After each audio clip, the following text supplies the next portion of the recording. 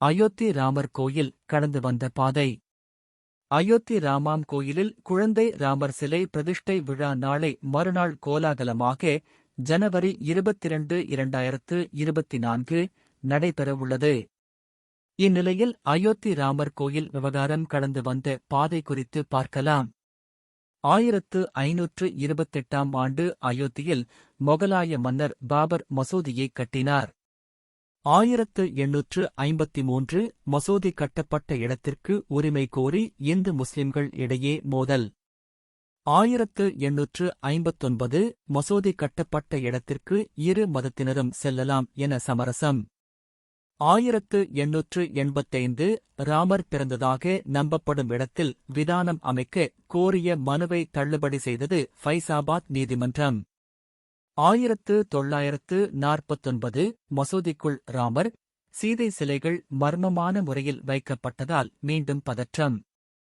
1959 சம்பந்தப்பட்ட இடத்தில் வழிபாடு நடத்த உரிமை கோரி இந்து அமைப்புகள் நீதிமன்றத்தில் வழக்கு. 1962 உத்தரப்பிரதேசத்தைச் சேர்ந்த சன்னி வக்ஃப் வாரியம் மசூதி தங்களுடையது என்று சொந்தம் கொண்டாடியது. 1984 பிரதமர் ராஜீவ் காந்தி சம்பந்தப்பட்ட இடத்தில் இந்துக்கள் வழிபடலாம் என்று அனுமதி கொடுத்தார். 1985 அயோத்தியில் ராமர் கோயிலை கட்ட புதிய இயக்கத்தை தொடங்கியது விஸ்வ இந்து பரிஷத். 1990 ராமர் கோயிலுக்காக அத்வானி ரத யாத்திரை பீகாரில் தடுத்து நிறுத்தப்பட்டு கைது. 1992 கர சேவகர்களால் பாபர் மசூதி இடிக்கப்பட்டது. 1994 பாபர் மசூதி இடிப்பு குறித்து விசாரிக்க நீதிபதி லிபரான் தலைமையில் ஆணையம். 2002 பாபர் மசூதி இடிப்பு குறித்த வழக்குகள் அலகாபாத் உயர் நீதிமன்றம் விசாரணை. 2003 மசூதியின் கீழ் பகுதியில் கோயில் இருந்ததாக தொல்லியல் துறை அறிக்கை.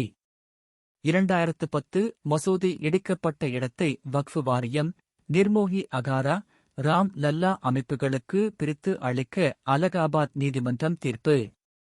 2011 முதல் 2019 வரை அலகாபாத் உயர் நீதிமன்றத்தின் தீர்ப்பை எதிர்த்து அனைத்து அமைப்புகளும் உச்சநீதிமன்றத்தில் மேல்முறையீடு.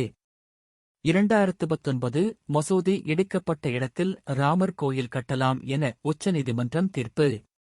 2020 பிரதமர் மோடி தலைமையில் ராமர் கோயில் கட்டுவதற்கான பூமி பூஜை. 2024 அயோத்தி ராமர் கோயில் கருவறையில் ராமர் சிலை பிரதிஷ்டை.